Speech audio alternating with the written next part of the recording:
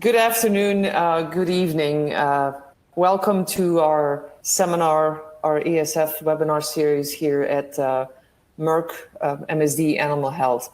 My name is Dr. Rika Jolie. I'm the head of Global Swine Marketing at Merck Animal Health. And in name of Merck Animal Health, I would like to very much welcome you to these the first event that we have. We will have an event every month on African Swine Fever. And the question is, of course, why again African Swine Fever?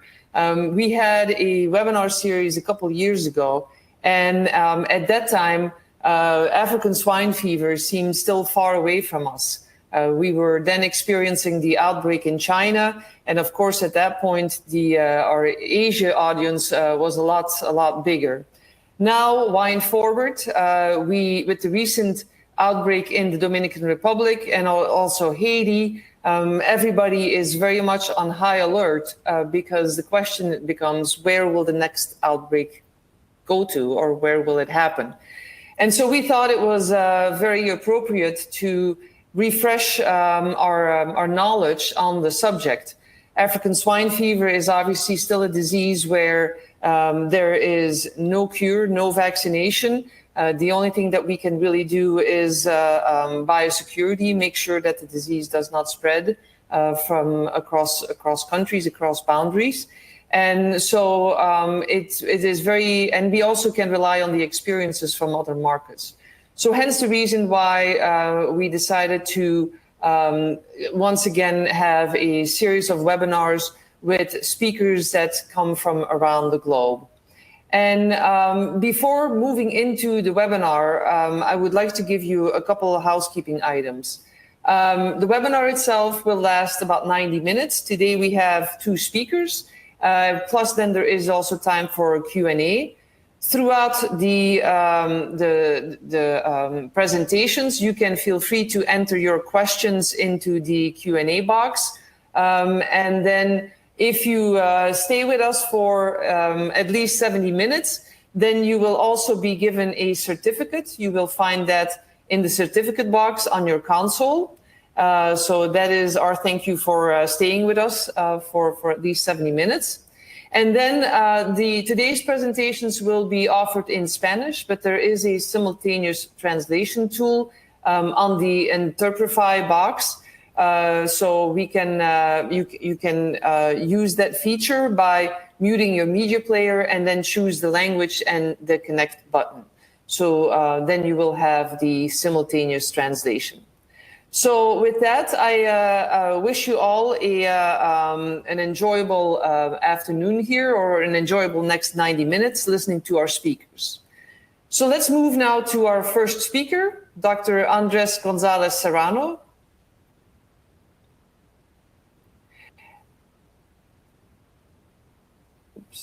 Dr. Andres Gonzalez Serrano comes to us from FAO.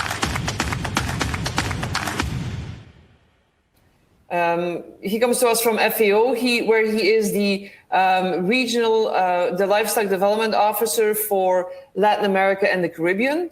Dr. Serrano is a graduate of veterinary medicine at the University Central of Venezuela, and he also holds a PhD in animal biotechnology from the Friedrich Loeffler Institute at the University of Hanover in Germany.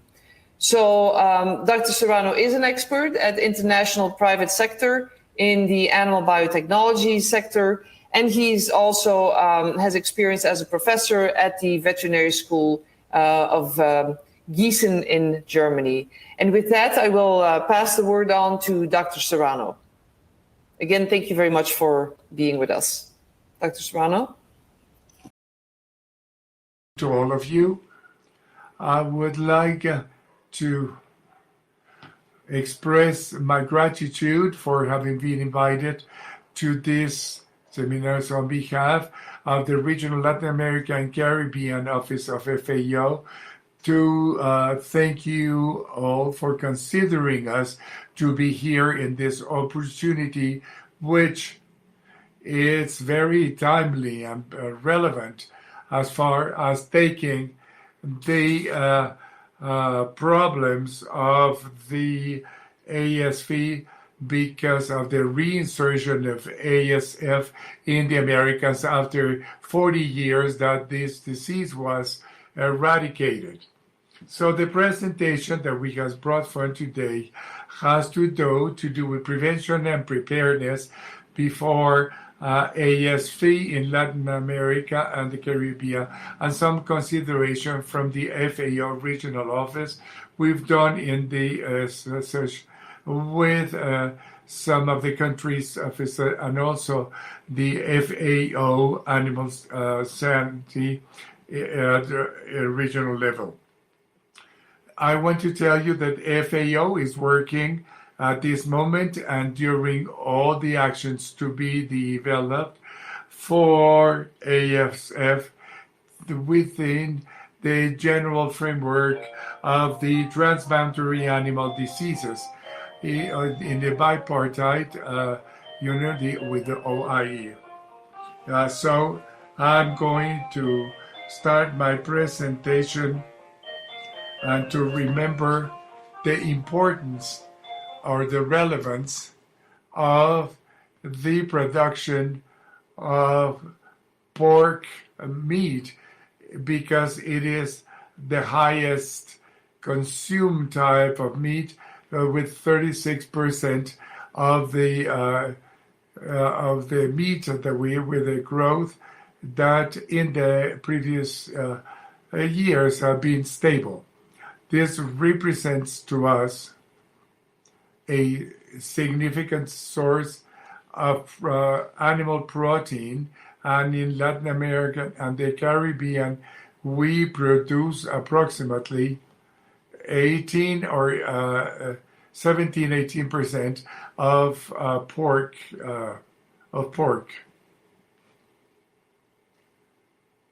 In a heat map that we have here, we can see how the production is concentrated for swine production. Europe, East Asia, North America have the main number of population of pork, and Central American and the Pacific coast of the South American continent and Brazil mainly. So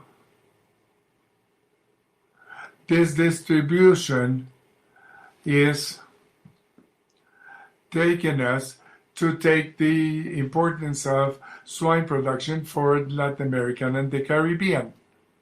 Now, if we target ourselves a little bit more on the conversations that we have today, ASF is a viral disease that affecting not only domestic but wild pigs. Although it doesn't affect humans, it affects the swine production. And it's with the subproducts and affecting the primary production of pork, meat, and its subproducts. I want to give you some of the FAO actions at the global level for the for ASF emergency epidemics. And since 1978, FAO has been working on the first projects, some of them to prevent outbreaks in Latin America and the Caribbean. At that time, we have outbreaks in the Dominican Republic, Cuba, Brazil, and Haiti, and Cuba.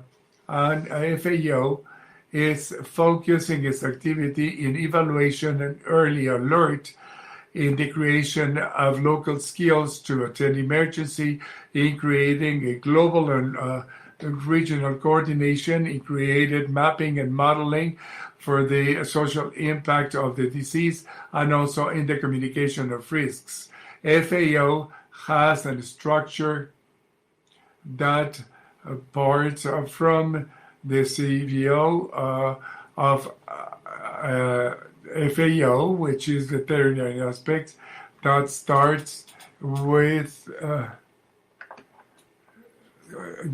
need for this.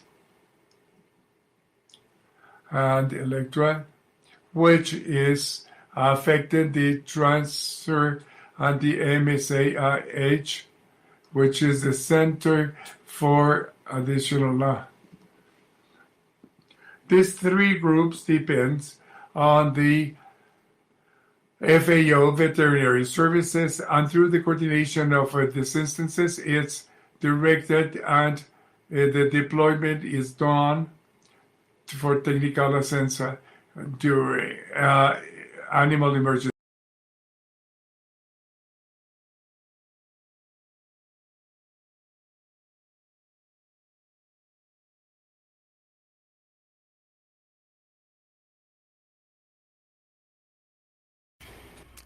There is a work with IAEA, the International Atomic Energy Commission, to create different efforts through the laboratories, and this has been going on for over a decade, and it allows to strengthen the possibilities of diagnosing the ASF together with the efforts of the AIA and the FAO.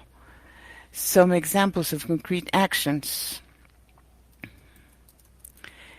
from the FAO regarding ASF. In 2007, we had the arrival of ASF in Georgia, and FAO promoted emergency actions. And in 2008, the income and spread of ASF in the Caucasus, and in the Federal Republic of Russia in 2010, the ASF in Eastern Europe. In 2012, a program was established for training and capacity building in order to be better prepared to prevent the disease globally. In 2018, we had a more strengthened mechanism to be able to face the emergency, and in 2019, there were global fronts to deal with risk analysis and to communicate the issue of this disease, because it became it was brought under control in the various continents. In 2020, a series of activities were reinforced in Southeast Asia and Papua New Guinea, which were the main focal points that we were handling in order to control the disease. And in this year, with the recent appearance of ASF in European countries such as Germany, and in our country, with the recent outbreak in the Dominican Republic and in other areas in Latin America, and after 40 years of eradication, we have to deal with this now. So this would be like a very brief summary of how FAO has been working together with other stakeholders and partners in order to attend the emergencies related to ASF.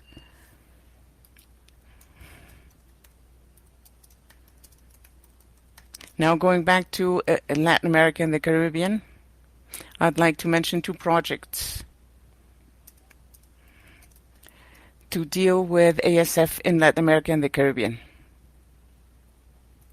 These projects allow us to establish preparedness and prevention actions in over 20 countries so as to avoid the outbreak in their territories, and one of these has been in force since 2019. The other one is more recent, that started out at the beginning of this year, and overall the two projects contribute to support these 21 countries in the prevention and their preparedness before a possible appearance of ASF in their territories.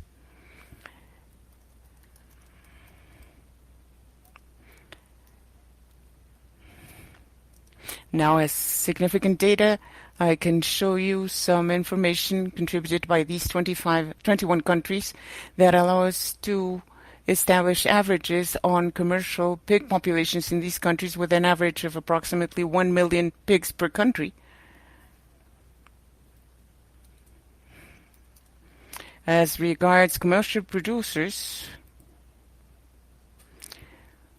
we are dealing with approximately 1,600 producers in these countries, and backyard producers approximately 700,000 in pig population, and that's a very wide range.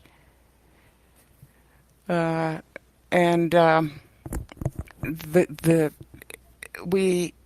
have over 3 million in backyard pigs, and we're talking about approximately 80,000 on average in these countries. So we have a very, very diverse situation regarding the units of pig production and the number of units, pig units per production.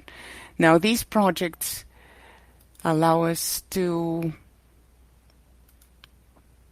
establish a methodology that is twofold.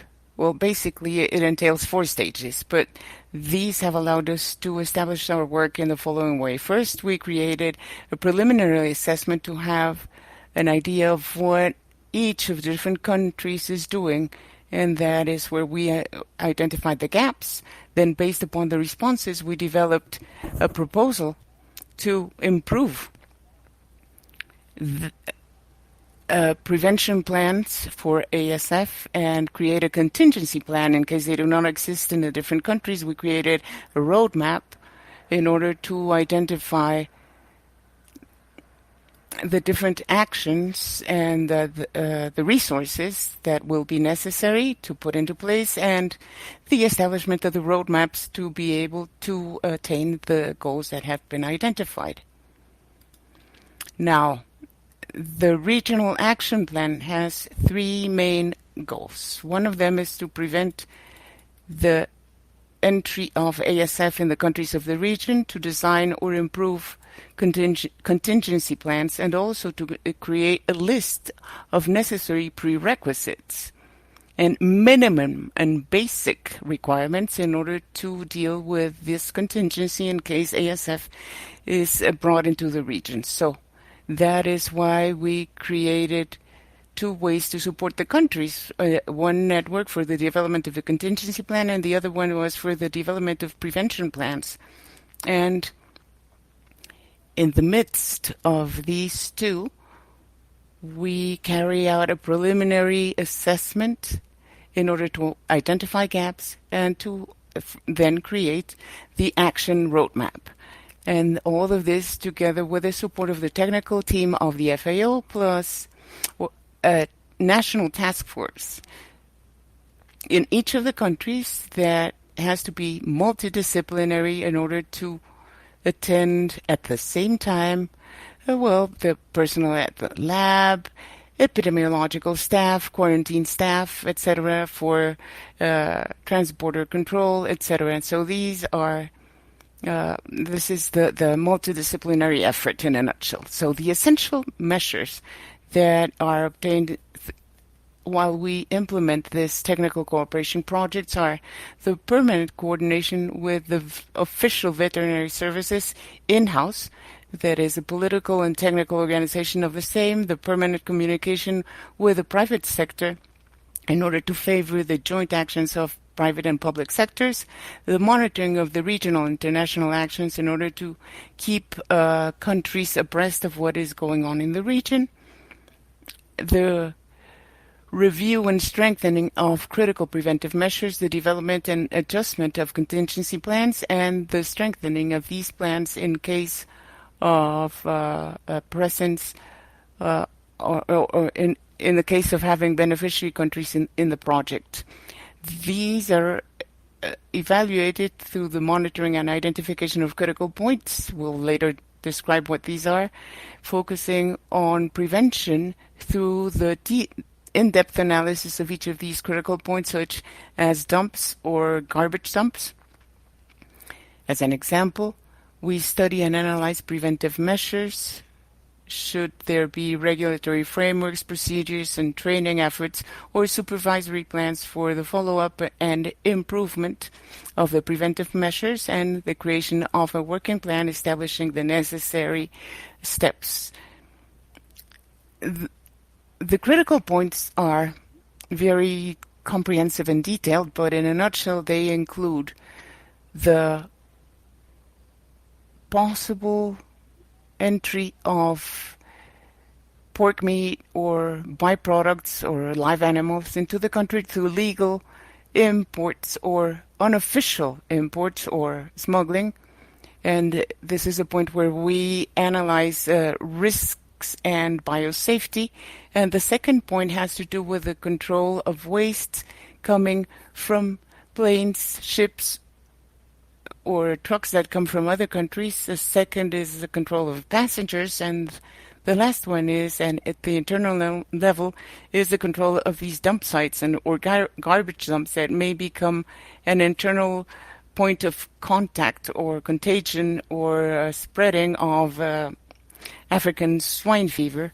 And then all that has to do with the meat, everything that has to do with animal products or byproducts that could come into contact with animals, products that may be polluted, that could or contaminated, that could come into contact with farm or free-range animals, and the monitoring and analysis of the production or the backyard production, fomites, and their contacts with domestic and wild animals, and the control in slaughterhouses, in freezers, in trade fairs and auctions, wherever there are live animals. And for each of them, we establish points in order to establish actions that may have to do with biosafety, for example, and this helped us to establish a first preliminary poll to know how to identify the gaps that need to be improved on. So without going into greater detail, each of these critical points was analyzed based on a contingency plan. And not only did we establish in detail the regulatory elements that existed, whatever is established in a rule or a regulation, and at the same time we determined whether or not there was an adequate or insufficient coverage, if the reality is satisfactory, regular, or deficient. And based upon this, we decide whether or not this constitutes a gap for this specific point for each of the 7 points proposed. So if we decide that it is a gap, then we then proceed to carry out an in-depth analysis, we document the gap, and we propose corrective measures with a term and a responsible party in order to make sure that there is sustainability in the measures and in the project itself, going beyond the actions that are carried out through international technical cooperation, as well as by the creation of capacity building at the local level that may lead to further action once the projects are in place. Now, in summary, I'd like to share with you some of the main gaps that were reported in this group of countries with their average percentages, as well as the main gaps that we identified are shown here.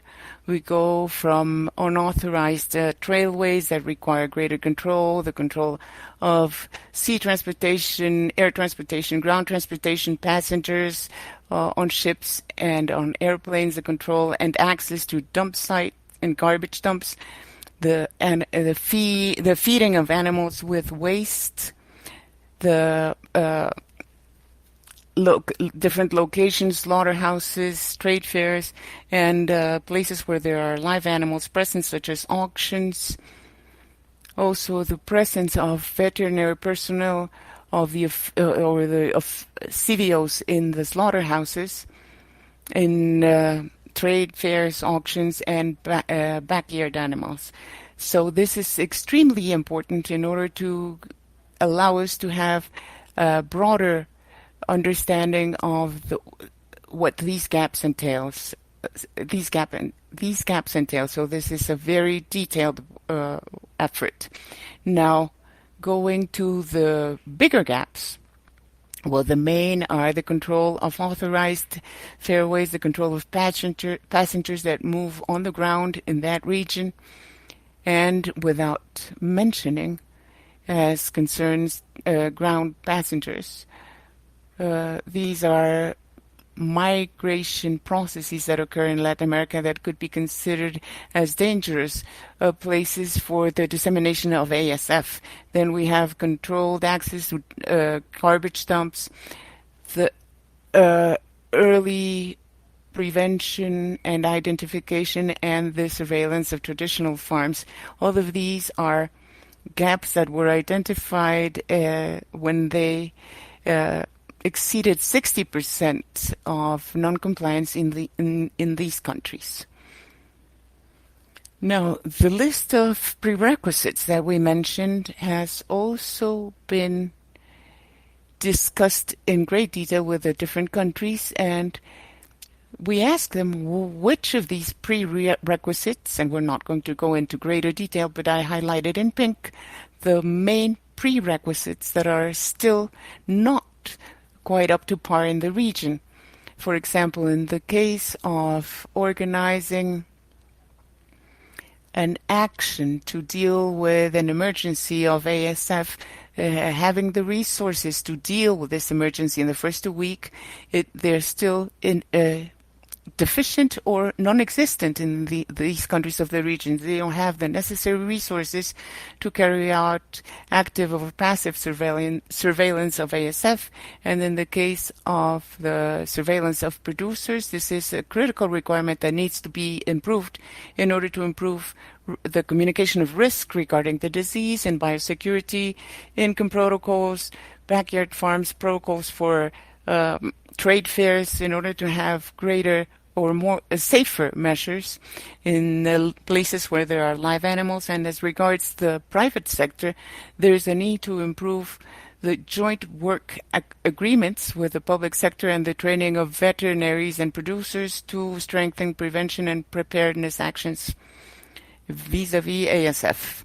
Now, the actions that are foreseen in the immediate future for Latin America and the Caribbean, given the recent outbreaks of ASF reported in Haiti and the Dominican Republic, are the following. These have been discussed with the countries involved. They have been summarized in order to facilitate their dissemination and implementation in the various countries of the region. And they are as follows: to go into greater depth in the risk analysis in order to establish priorities and identify the actions that are necessary to implement should ASF be introduced to the national territories.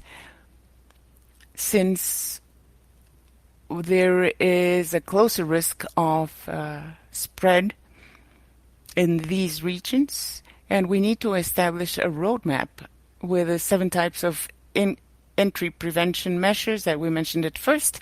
And should there be no contingency plan for ASF, to create one, and this plan has to adapt to the local realities of the different countries of the region so that this plan may be truly efficient and efficacious. The pre-requirements that we identified and I just shared with you should be available in each of our countries. So the gaps that were identified, or the pre-requirements that are not highly enforced in various countries, need to be taken into consideration in order to increase prevention, regional prevention of ASF, and last but not least, a very robust and clear working agenda that entails both the public and the private sectors. Now, this is all from me. This is the end of my presentation, and I'll be very happy to answer any questions you might have. And I would like to once again express my thanks for this invitation and for the chance to share with you the work that FAO is carrying out in the region in order to prevent and control African swine fever. Thank you very much. Thank you very much, Dr. Serrano. And for our audience, please feel free to keep entering your questions. They will all be addressed at the end by my colleague, Dr. Fernando Trucit, who will be the moderator for the Q&A session. So our next speaker is Dr. Francisco Dominguez. He is currently the head of swine operations at JAPFA. Dr. Dominguez comes with 20 years of field experience and consultancy in various topics of the swine industry. He comes to us with global experience, and he has provided advice to many of the large pig companies in the US, Canada, Mexico, Brazil, and various European countries, as well as China. And his consultancy spans a broad knowledge base of swine nutrition, feed mill troubleshooting, and production management. And Dr. Dominguez will present to us an African swine fever case that occurred in Vietnam. So I am transferring the floor to you here, Dr. Francisco. Please take over from here. Thank you. Okay. Hello, everyone. Thanks so much, Rika. Thanks so much, MSD team, for the invitation, for the opportunity to take part on the ASF Talks. I think the main goal for today is really sharing our experience here in Vietnam. I have been here in Vietnam since 2017. So I think it's a good opportunity to share some and maybe give you some advice how to get more protected against this disease that just arrived in Latin America. Okay, so I'm gonna share firstly the layout for this presentation. Will be first we're gonna discuss the impact of ASF in swine production here in Vietnam, and then we're gonna share with you a little bit of the history of the outbreak, when it starts and more or less how it starts. And then we go, I think one of the main points that biosecurity, right? How we strengthen the biosecurity in this kind of situations.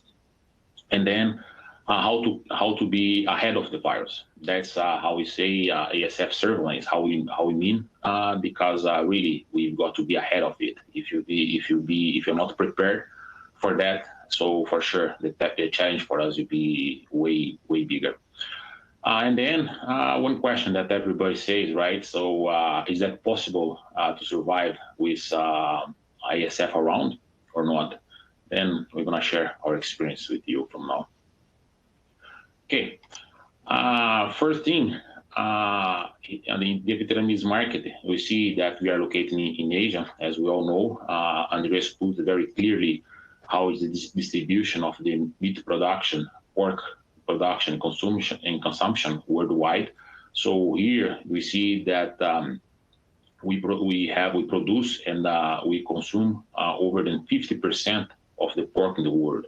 So we can imagine how density are the areas in here, the locations in here, mainly the locations where we really produce the pigs and we have the most number of farms. So the challenge in this situation can be even much higher, and that's what we want to focus. So in any country where you have the locations with a very high density population of pigs, the focus, the work should start in that area, because that area for sure you hurt more, and we understood this very clearly. Okay. So everything starting in 2018. So let's see how was the impact in the market. So we see here in the left side, our population that time was about 3 million sows. And then when ASF hit us in 2018, that was the first announcement. It was in February 2018. And then we see here in April already the population dropping. And then by the end of 2018, it means a little bit over than 8 months from the start of the outbreak. we dropped already for almost more than 1 million sows. So you see the disease is very active, very fast, it spreads very fast, and it's very difficult to contain it in the very beginning. And the most responsible for the spreading is really the very high density zones. Okay, so then in 2020, after hitting the bottom, it's still in 2018, in 2020, we can see the population starting increasing again, but for sure never will be in the same pattern as it used to be before. What I mean is, for sure, people see the opportunity. We have a big lack of pork in the market. For sure, we're going to start replacing fattening pigs instead of the proper replacement ewes in the main herd. So I'm for sure that to drop the quality, performance, and so on. But still, we can catch up with the pork production, right? So that's how Asia is trying to catch up with the volumes, since the consumption per capita of pork here is quite high. So then, when you go for 2020, we can see that the population, the restocking keep increasing. So when in 2021, the beginning of this year, we are about already 2.3 million sows again, and we are expecting having finishing this year with about about a 2.4 million sows. Okay, so and you see during the next couple of years, we still don't expect to have the levels of ASF. One explanation is very clear: the disease becomes endemic, right? So the disease becomes endemic, and the disease becomes endemic, and then we cannot. We cannot. It's very difficult for us to predict how fast we can grow. So that it means that the first outbreak, when you have the epidemic, the peak of the disease is very sharp. So the herd will drop a lot.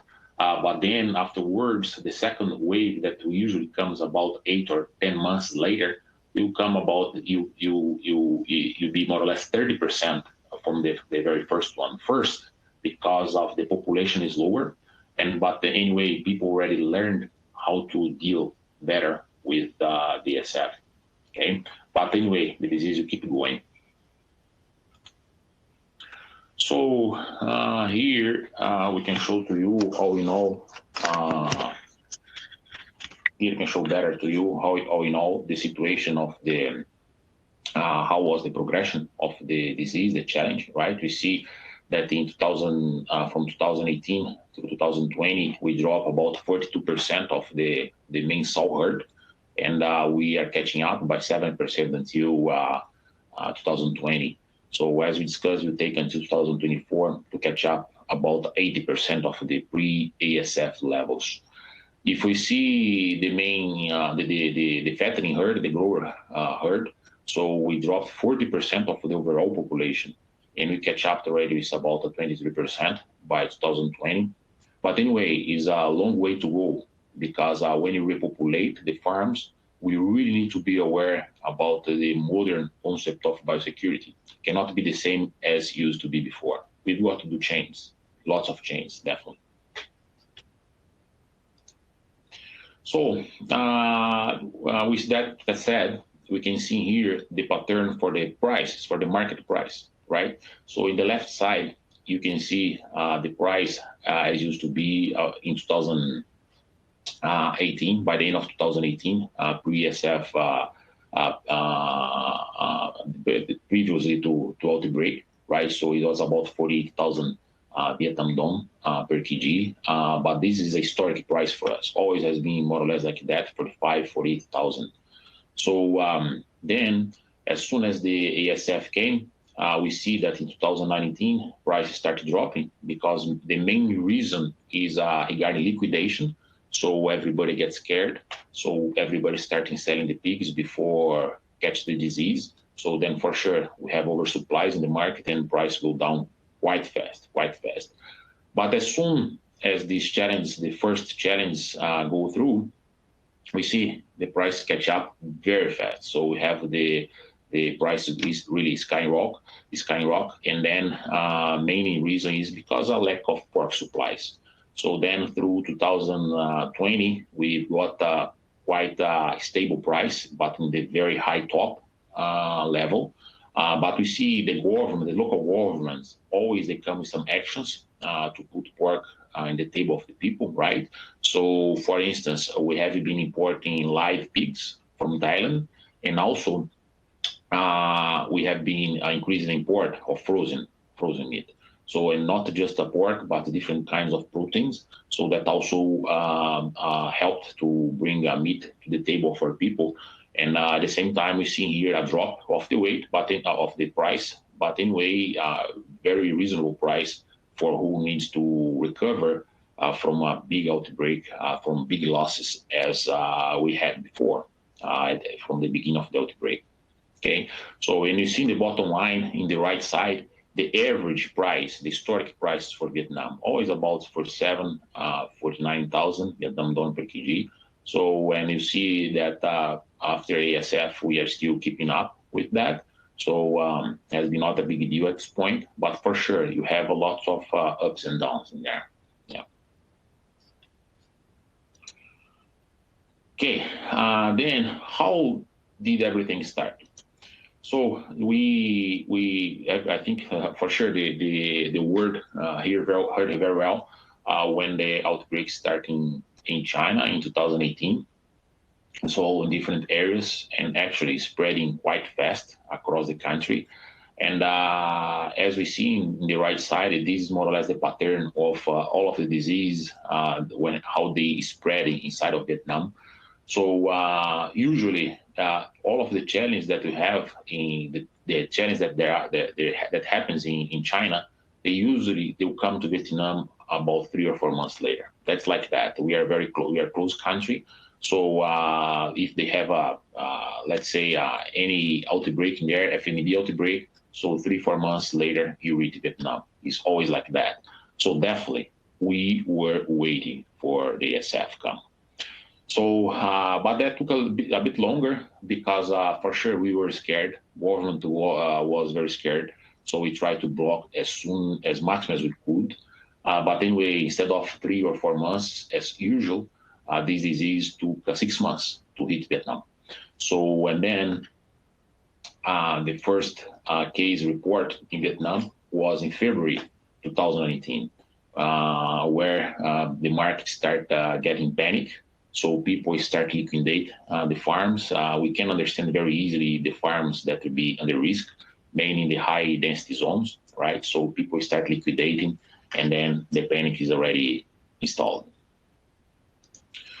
So the very beginning was really very scary, mainly because of the speed that the ASF was spreading around. So you can see in the right side, it started first in the north, in the top, we can see that. And then step by step, it came to the central part of Vietnam and then to the south. So the government trying to implement different actions to block the spread of the disease, but definitely didn't work because the country, is very difficult to be prepared for this kind of challenge. That's why I think we are here today to share, and then you can be more prepared. You can prevent better any kind of threatening that you could have later, right? So you see, just a matter of 3 months after the initial outbreak in February, in May, in there, we have already the ASF in 13 provinces, and in the south, 13 provinces in the south, but whole country, 46 provinces in the country. So just in a matter of 3 months, it was quite difficult to contain the disease, and then we can see the damage that we have got, and then the next step, what we have got to do. You need to understand the disease came, we have it, so how best we can do from now, right? Because we understand, as I showed to you before, so there is a point in there where prices go down, people will be liquidating, but by the end, we all know you will have a lack of pork, right? So prices will rebound and so on, but we need to understand how we can minimize this, how we can go through that, right? How we can survive, right? So the first thing that the government start doing is detecting the buffering zones where we have the very high density populate. Where here in Vietnam is quite different from other countries, where the government has been fomenting specific areas for pig production. But in that areas, we do have lots of farms very close to each other, and then those points were the target first by the disease. So then we could understand that. So how far we were from those points, then we could understand more or less how heat will be. And on top of that, we could think and how to prevent and how to avoid the disease getting through our system. Okay. So then, as soon as you understand where the disease is and how for instance, regarding our system, our company, so how many farms you have in risk, so we start having our plans to try to minimize the challenge, right? And then we all understand everything start with biosecurity. But I can say to you, sharing our experience, we have been, I think the best word is really lucky. Why? Because, since we arrived in Vietnam, since I arrived in Vietnam in 2017, the first thing that we noticed is the lack of biosecurity everywhere. So it's the same as it used to be in China before, right? And they understand that we can say that you have biosecurity, but if you have the disease walking around, you should think twice before saying that. Okay, so then we start implementing, change completely the biosecurity already in 2017, already in 2018, from the very beginning of 2018. But mainly thinking of PRRS and PD, both diseases. We are targeting those diseases. Then we start implementing basic things for eradicate and also for prevent those diseases to come to our farms. That helped us a lot, because when the ASF come, really, we were about 80% or 85% away already of getting the good biosecurity system in our company. Okay, because when you say about the biosecurity system, we say really about a system, right? You can audit, you can really, you have everything documented, and you can follow up on daily basis all of your system, all of your biosecurity, how it's going on, if that works or not. Okay. Okay. So then we noticed from the very beginning, before ASF, as we discussed, the main point that we should tackle: people movement, truck disinfection, and also control the routes of those trucks from farm to farm, from slaughterhouse to farm, so on. And also the protection layers to access the farms. So for sure, few points in here that they are not negotiable. For instance, we've got to have 3 layers before getting inside of the farm. I mean, 3 showers, proper distributed in the right place. So that's a must. That's we cannot negotiate these when you have a very high pressure, disease pressure as we used to have before with spurs and PD and so on. And then trucks, the same thing. We saw that with the PRRS, the most of our outbreaks, they were related to the trucks, to the truck movement. Okay, people as well, but most of them regarding the truck movement. Then for sure, we start changing the culture already inside of the company to focus in truck disinfection and prevention. Okay. Then first thing, the layers, right? To get inside of any farm, we really need to focus in disinfection and so on. But as you can see here, at that time, cars were still stepping inside of the farm. That was blocked from late 2018. So we stopped even disinfecting trucks to go inside of the farm, and everything was dedicated, was working regarding around the washing bays that we were building already since the beginning of 2018. Okay. So then we need to understand we have old farms and also new farms, very high-tech farms we're building now. We have been building already for a couple of years. So, but anyway, the same strategy do not work for both.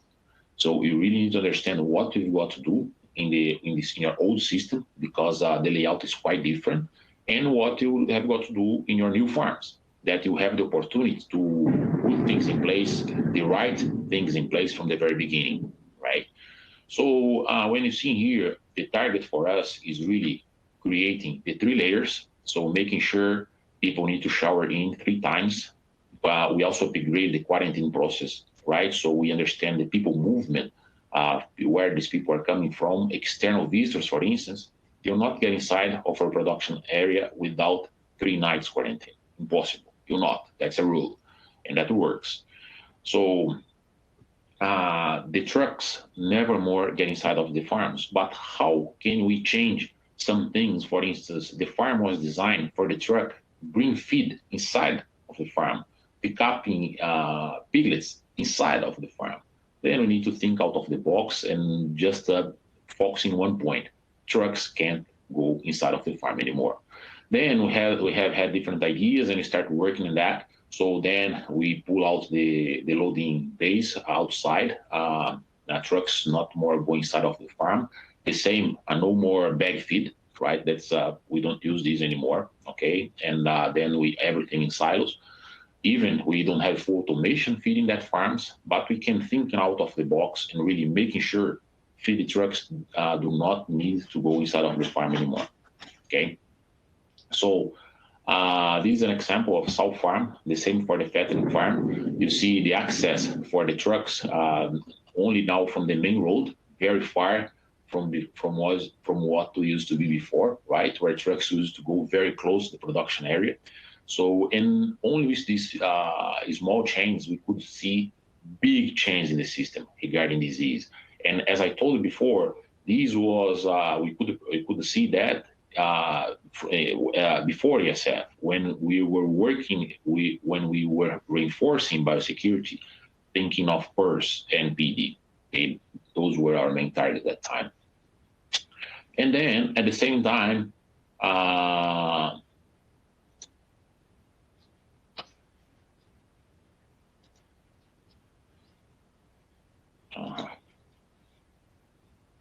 not sure. Oh yeah, okay. Sorry. So then at the same time, well, when you're building the new farms, everything becomes an opportunity, right? To think things again and put everything in place. So your new farm is born already with the 3 layers, trucks on the outside, so everything that you need in there, right? So that's what you're focusing in here for 2 years already. All of our new farms already under the highest biosecurity concept that you could think, okay? Then the same way as we discussed before, dedicated washing bays. So that's very important to understand why we were really focusing this part. Actually, 30% of our trucks before, they were infected for PRRS virus. So, and then we could understand that we really need to take very good care of the trucks. And later on, we could really understand that the same trucks, when ASF came, because we're still in the process of building washing bays and so on, before washing them, 30% of the trucks, 30% of the trucks, they were positive for ASF, mainly in the cabin. We've got ASF in the trailer, in the bag, but also in the cabin, but mainly in the cabin. So people movement, right, the drivers. So they are stepping around and so on and bring the ASF inside of the cabin. And from the cabin, they were spreading ASF everywhere. So that was very important for us to be able to detect that. We have done that before with the PRRS, as we discussed, but we, even with the improvements in biosecurity and so on, we saw that was very difficult for us to control the truck thing. So that's why we really invest in new washing bays with very strict protocols for washing. Okay. So this was one of the very first one, washing bay. So for sure we improved a lot. After that, we have new ones with much higher technology separations and so. But the most important thing, we understand we have the washing area that's considered the dirt area is the same as in a farm. We inside of the washing bay, we put our people separating there. They need to change clothes to hit the working area. So, and then the washing area is really the dirt area, is completely apart. The staff is segregated from there. They need to shower in and shower out to hit that area. So, and same time, we install bakers. So all of our trucks, 100% of our trucks, they go for 30 minutes. We bake them for 70 degrees, at 70 degrees. So that's the way that you understand already that you can control burrs and so on. We're preparing for that, but by the end helped us with ASF as well. Okay, so yeah, so here you can see these in here was the first prototype, made in Vietnam, right? Our baker, but really it worked very well. And afterwards, we have built a lot of this already. In our large farms, over than 5,000, we have a dedicated baker in there. So we are really, can be, some people can say a little bit paranoid thing, but it's very good to see our farms with no ASF. So we'll keep doing that for sure. That's a non-negotiable point, okay? Because when you break in a big farm, for sure, you can understand how much money you can lose, right? So we really can control all of the systems in here, 30 minutes, 70 degrees, 100% of our trucks, 100%. So, and then traditionally, we also understand why the spread was so fast in China and Vietnam, because traditionally we know that we have a very strong piglet market here, right? So big farms selling piglets around. So when usually several farms used to come to your farm to pick up the piglets, right? So you have different customers visiting you. So that's the way that how the disease spread quite fast, and all of the disease in here. So then we, from the very beginning, before the ASF, we are already focusing in having our transferring stations, right? Or for even for selling the piglets, or even for selling the pigs to slaughterhouse. So we got to put a barrier in between the trucks coming straight from the slaughterhouse to our sites. Mainly having those washing days, we still do that to make sure that we will not have any contact from the customer trucks to our farms. So the transferring station, because here in Vietnam, is not just a matter of slaughterhouse, it's just a matter of live pig sales, right? So we have a bunch of customers that come to buy our live pigs, but now with the transferring stations, they don't come more to our farms. So they just go to that transferring station to pick up the pigs. Then you can control better the trucks that go from our farms to that transferring station or selling station, and then from there washing bay, and then they can come to our farms after test negative for all of those diseases. Yeah. So then one concept, one saying that we have in here internally is, let's catch the virus before it catches us. So it's very difficult to say, ASF is out, we just we have the biosecurity and we just focus on that. We cannot say that, because we can catch the virus everywhere, whole time. So then you need to create the culture of looking for it and understanding the decisions that need to be taken when you find it, okay? So you see everywhere, for instance, in imports and genetic imports coming from other countries, so we swab everything to make sure they're not bringing disease to our farms. We know we have lots of people working in there for the transportation, so we don't know, we cannot control all of the people working there, right? So these people can have maybe pigs at home, so they can bring the disease in. So we are systematically swabbing everything, everywhere. You can see the patios is a big area where this truck is riding, right? So before the pigs arriving there, we swabbed the whole area in there. We really understand if you have ASF or not in there, okay? So that's something systematically. So we know already some papers that has been one paper that has been published lately. So we can read that really works. So we can swab anything, anywhere you can find. And then you also need to invest in your own testing, right? So you've got to be fast in that. You cannot be waiting a couple of days to have the results back. You need to be fast. So now, for instance, in our washing bays we are implementing now, we'll be able to do the testing in the proper washing bay and getting the results within 3 hours. So then it can work better in the quarantine of the trucks and so on. Okay. So then let's discuss something that for sure we have heard before, may start taking place in China firstly, and then for sure here in Vietnam, lots of companies have done. We also have tried a few small farms where I have got the problem in the past. So that's the quick diagnosis of the disease when it gets the farm, mostly for sow farms because those are smaller, fewer number of pigs in there. So, and then people really, when you detect those sows with high fever, pulling them out, you can understand that the virus stops spreading internally. And it's a very unique virus, because in the very beginning, we found amazing how it's possible just to detect those sows infected in the very beginning of the process. We still can pull them out and get and avoid the contamination of the rest of the herd. If you do this fast, if you learn how to do this fast, we can really lose only about 5 or 10% of your main herd. But very unfortunately, we can see what happened in China during the last few months, where they start using local vaccines, and the strain has mutated quite a lot. I mean a lot, because now this technique in China does not work very well anymore. Before, you could pull out the sows in the very beginning and having only 5 or 10% losses in the main herd. But now you cannot do that before getting 50% losses in the herd. So almost half of the farm, you're gonna lose it if you use this technique. Okay, if you don't use, you lose everything for sure.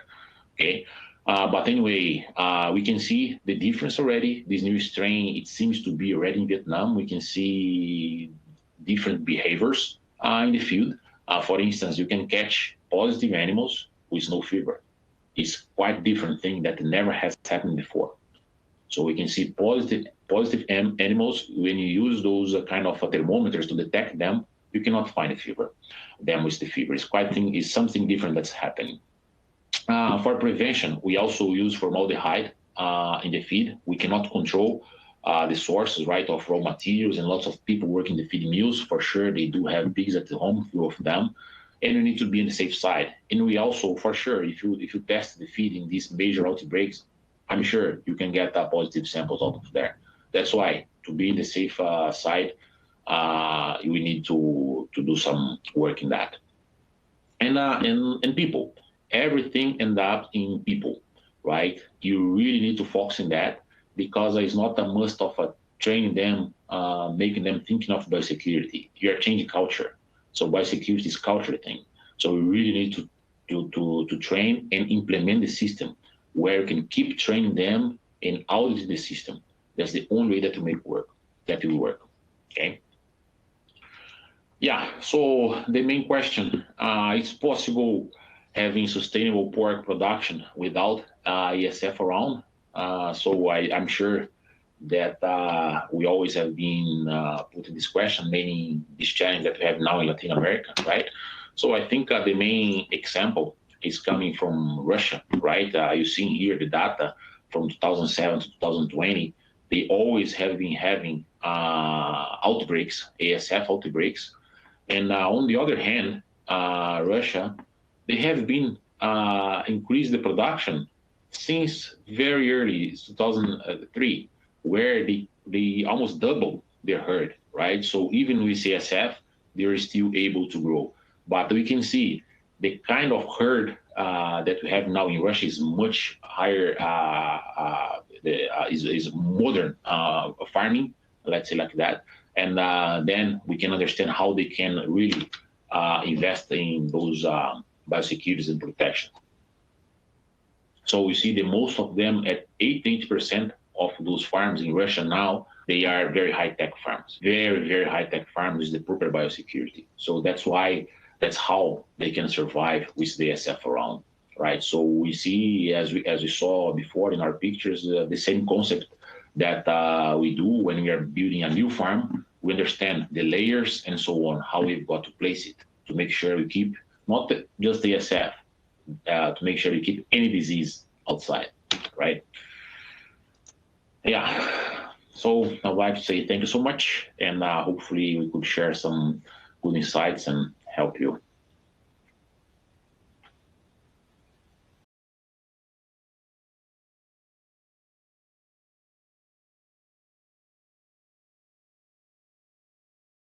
Francisco, hello. Good afternoon, good evening. I'm Fernando Suchif. I'm the Chief Executive of Accounts for ASF for the Americas, and I'm going to try to moderate the Q&A session for the questions for both speakers, and Andrés González Serrano and Francisco. I'm going to be reading you the first question that we have, and for our audience, please keep on writing your questions, sending them to the chat box, and I'll be just reading them to our speakers, okay? Now, let's start with this question, maybe addressed to both of you. What would you advise the producers in the Dominican Republic so as to keep the virus out of the farms? Francisco, would you like to start? Okay, I will. I think that after what we have just shared, the first thing that we advise is biosecurity. We need to focus on biosecurity, biosafety, and don't wait for the disease to be present. Maybe if you know it's in a remote place and far away from you, you need to invest in biosecurity because the virus can get to you through different means. So as I mentioned in my presentation, there are different techniques that involve biosafety, and you need to focus on this. People, trucks, and the loading bays around the farms. Can you hear me? Yes, go ahead, Andres. Well, I just wanted to say that 13 days after we were officially notified of the first case of the reintroduction of ASF in the Dominican Republic, we had the opportunity to establish a field mission together with FAO and other international agencies, and we were able to go into the terrain in the Dominican Republic to assess the situation.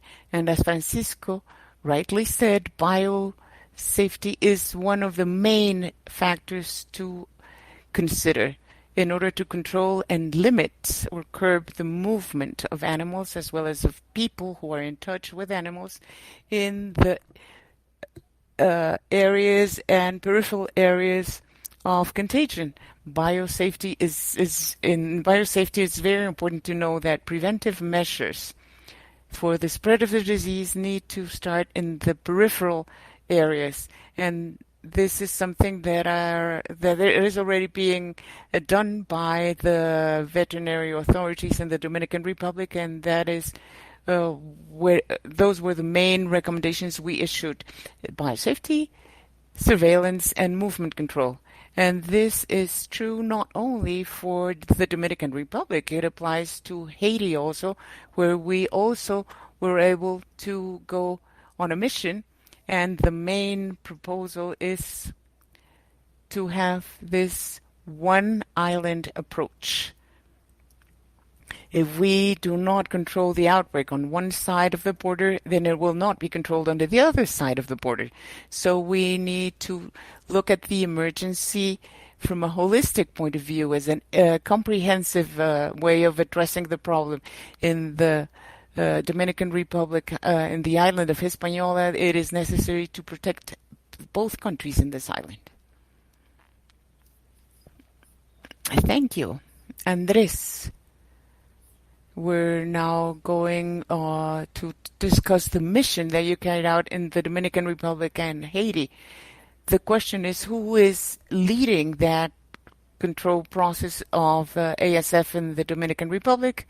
What are they doing? And maybe related to this, what are the FAO actions that are being undertaken in the countries around the Dominican Republic or neighboring the Dominican Republic?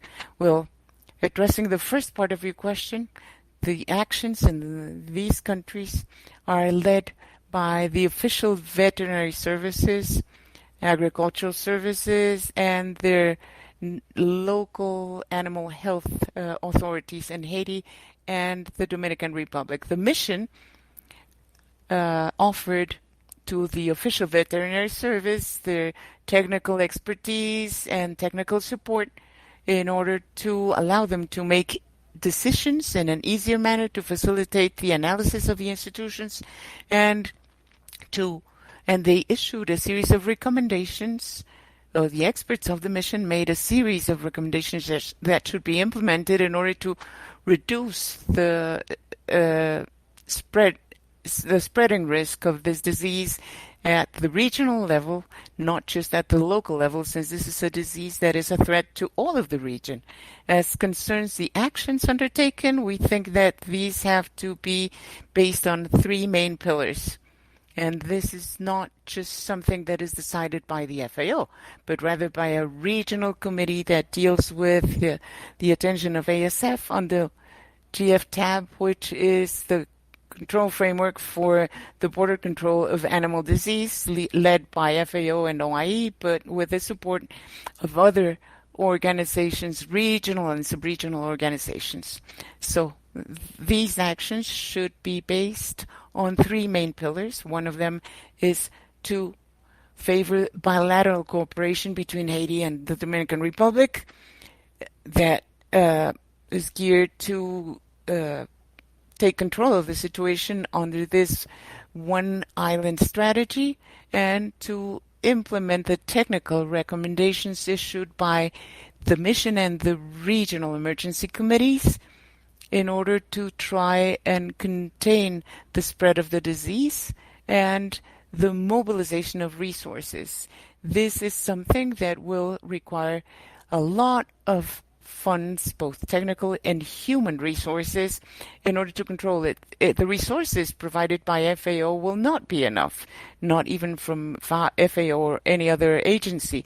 You need to have a perfect coordination with the private sector and with any other country in the region that might be in a position to contribute funds, but also human resources, trained personnel in order to tend to the emergency. So these three pillars, bilateral cooperation, implementation of technical recommendations, and mobilization of resources, I think are the main actions that should be undertaken.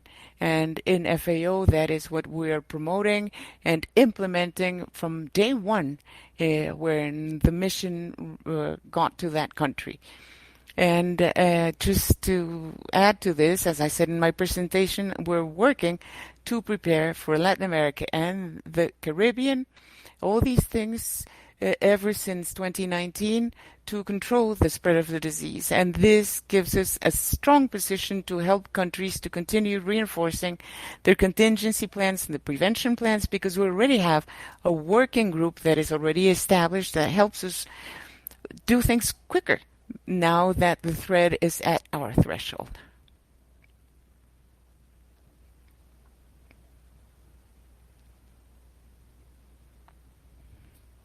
Okay, thank you, Andres. And Francisco, we have lots of questions, and I'm trying to get them all to you. I'll switch to English, okay? So I can, so I don't miss any part of the question.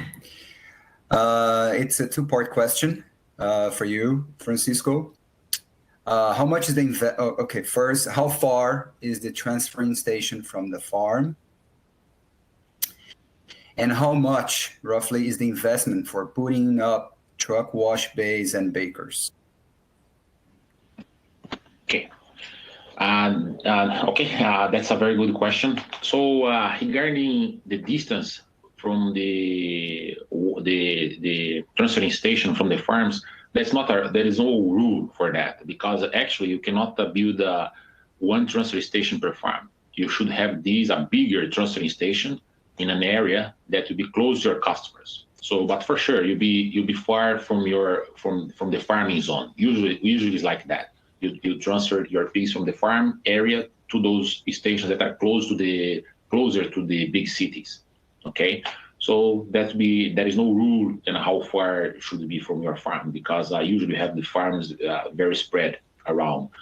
And we say that as well because when we think regarding the transmission of the disease, it's very common, your neighbor got an outbreak, and your neighbor is just 500 meters from your farm, and your farm is safe for 1.5 years. So that's why we say there is no rules in there. Just close the doors of your farm. Make sure the disease is outside, and you can manage it. Okay. So and then regarding the costing, let's say that here we managed to build those bakers, for instance, much cheaper than in other countries. Here we are building them about $20,000 each baker. That's why even $15,000. That's why you can afford them. You can afford placing them in large farms nowadays. Okay, let's say but when you think in a whole washing bay, let's say that they're going to spend about $150,000, because then you need to have the area, you need to have the dorms. So that's about what have been investing now, $150,000 to $100,000. It's not a big deal because when you see how many $1 million you can lose when you have an outbreak in a large farm, so I think it's worthy. Okay. Okay. Thank you, Francisco.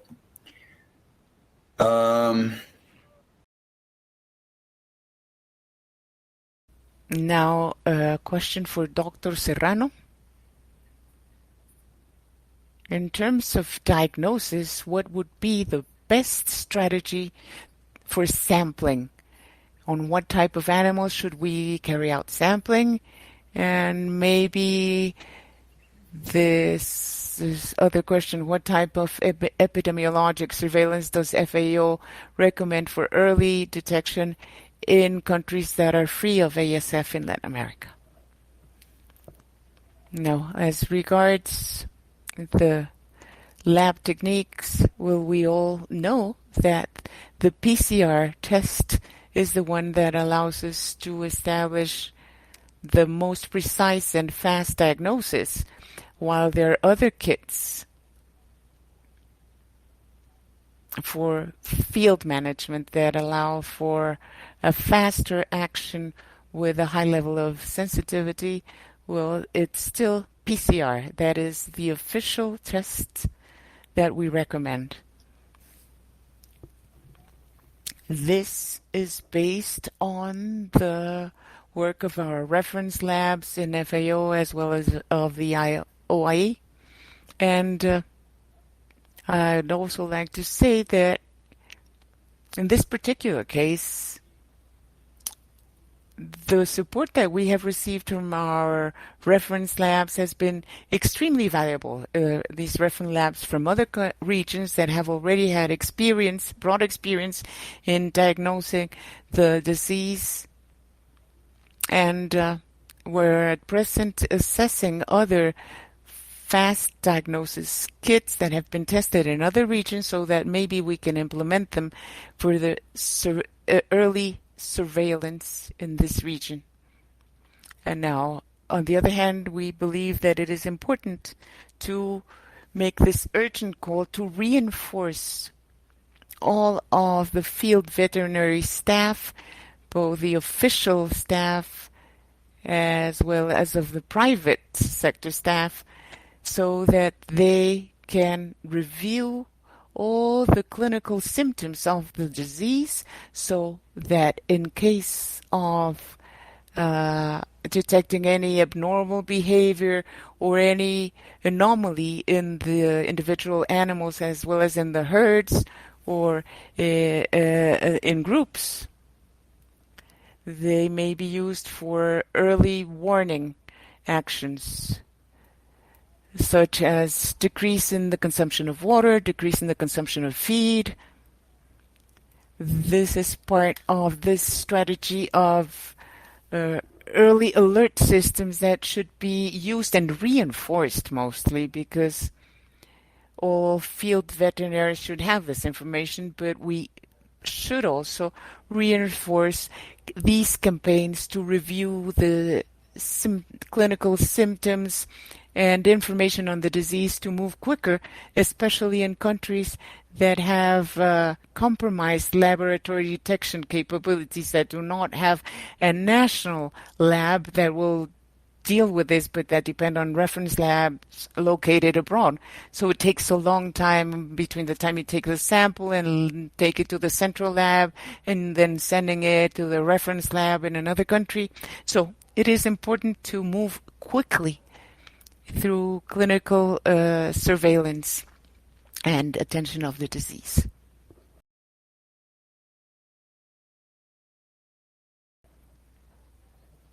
Okay, thank you. Over here we have a bunch of questions about vaccines.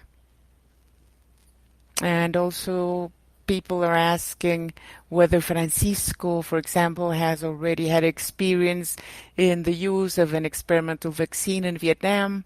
And there are other questions that ask, for example, why is China still using unauthorized vaccines, unauthorized by the OIE, instead of taking other biosafety measures that are more effective? And there is another question that says, is there any hope of finding an efficient vaccine in the short or medium term to help to control the spread of African swine fever? So maybe you could just comment on vaccines in general, please. Yes, well, the experience that we have here in Vietnam as concerns vaccines is non-existent. We've never used them. Some of them have applied them in the north part of the country, but countries that have been brought from China, vaccines that have been brought in from China, and they face the same challenges that China has faced. We do not really believe in these vaccines. We know that the government is testing an American vaccine, or did some tests a while ago, but it is 80% efficient, but not 100%. That's something, but that vaccine has not been commercialized. So there's a long way to go there. Now, as concerns China, I don't think that the use of vaccines in that country is widespread. The government has been trying to curb this, but there's a second wave in China of this disease, and many individuals in China thought that they would be able to control autogenous vaccines, those that were produced locally. And they have made strong efforts, and they have really vaccinated, especially the sow population.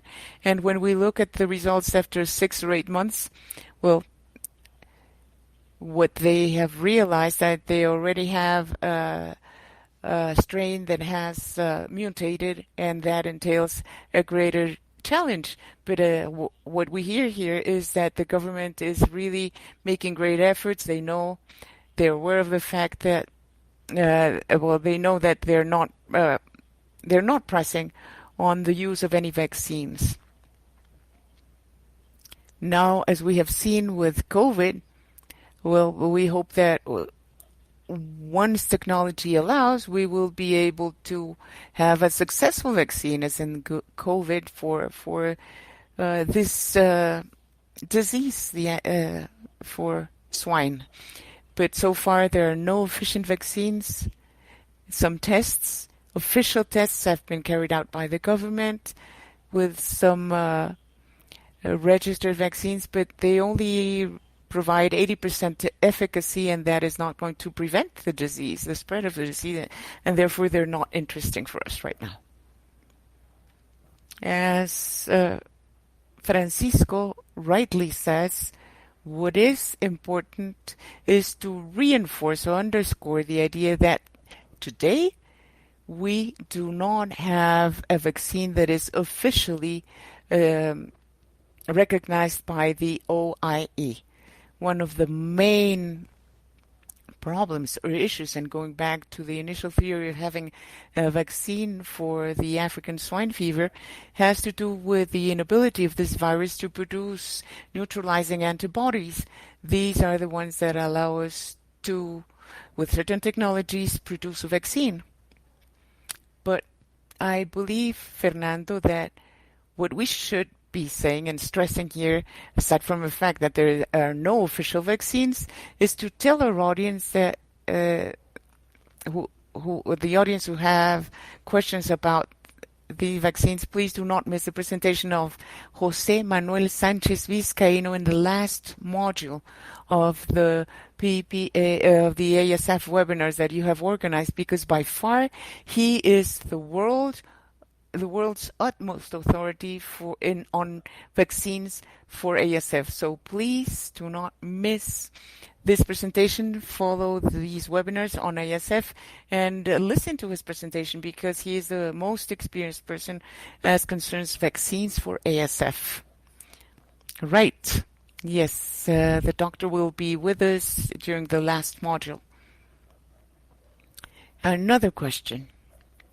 If the government agencies cannot carry out an epidemiological follow-up or tracing, what can we do? What can each producer do internally to carry out this follow-up in our own farms? Maybe a question addressed to both of you, or maybe Andres, would you like to take it first?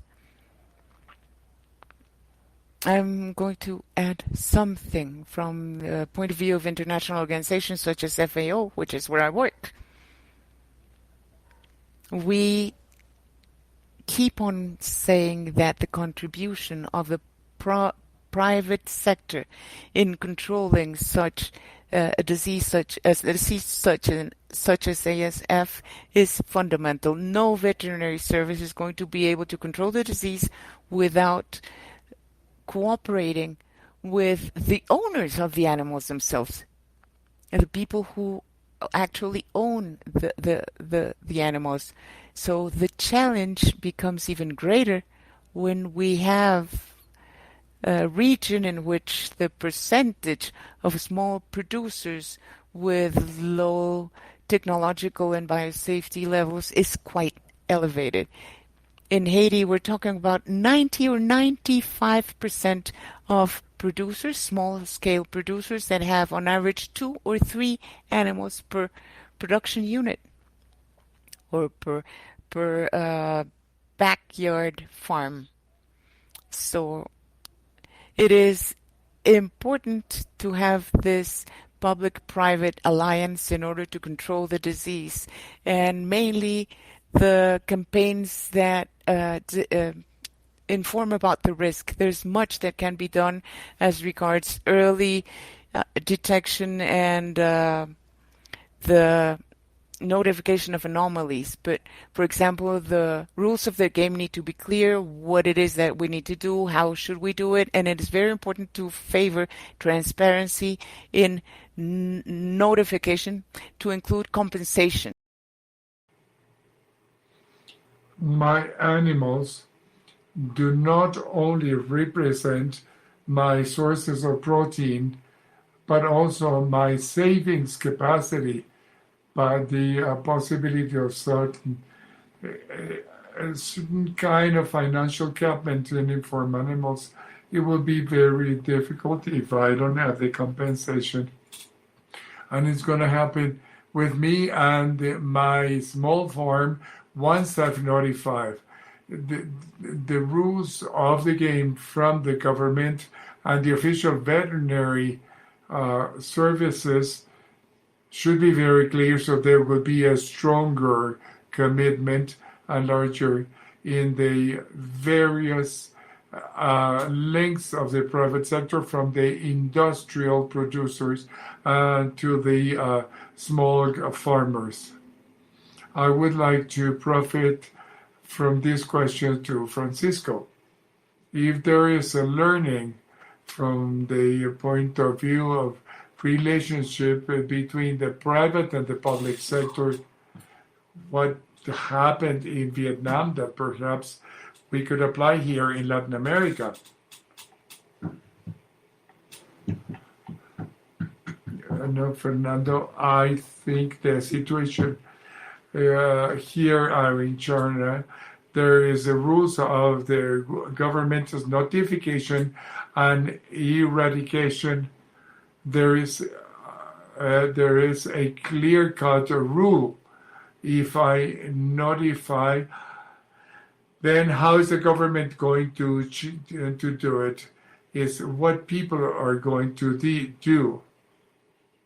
This is a more difficult situation because there are no resources from the government to help this, to support the farmers who notify when there is no policy.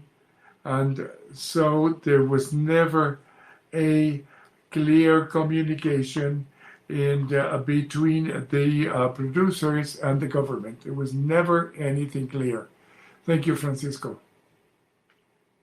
There are many questions. I would like to say that if there's no time to reply everything, all the team here will try to answer this by email if possible.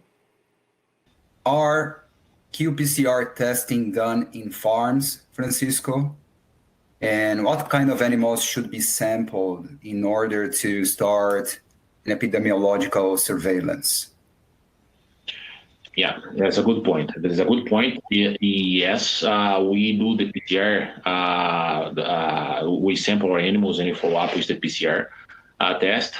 The point is, usually, if you say about a sow herd, so we should really focus to sows off feed. They show up off feed, that sow should be tested right away, and off feed and fever, right? So, but when we are saying about the grower, the fattening farms, so it's very difficult to detect those pigs among a big population, right, inside of the barn. Then what we have been doing lately is oral fluid sampling, and then it's way easier for us for testing for procedures the PCR in the lab. So then we can sample that on this way. So that's easier for us. But be careful with that. With the new strain, we have lots of colleagues in China. Even it has been very difficult. The standard, we still are not in there, but for instance, the standard PCR test that you're using before, they cannot detect with the same property the virus as before. So people still have been working that. Let's see what we can see later. Fortunately, we have not seen this strain here in the south of Vietnam, but we heard already in the north. So sampling that usually, like a fever sow, that will show up positive in the PCR test, now that sow will take maybe 2 or 3 weeks to show up positive. So this new strain is quite different and make us a lot weaker because we cannot diagnose it. So that's why the herds now, when if you like to detect your the positive animals in this farm, it take too long, and in that time you maybe losing whole farm. Yeah. Okay.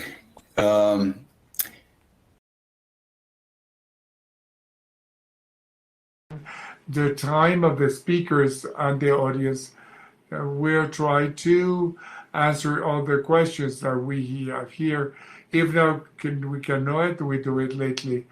A message, a thank you to Hika and to the speakers. Hika made the opening, the farm, the agency on 24th, and also to leave an invitation for you to come back and be here with us on the second day of the webinar on African Swine Fever on 27th October, same time. And we're going to have a special guest, the team from MSD, the technician working in China and in Germany, is going to tell us about the status of the disease and how producers and governments are trying and dealing with the risks. Also, the manager of sanity from Toledo is a Guatemalan case study, will be talking about the creating a culture of biosecurity and what they have implemented in their productions. So again, I thank you for all the participation and questions, and I wish you a good night, and we will see you again in October. Thank you very much. Thank you so much.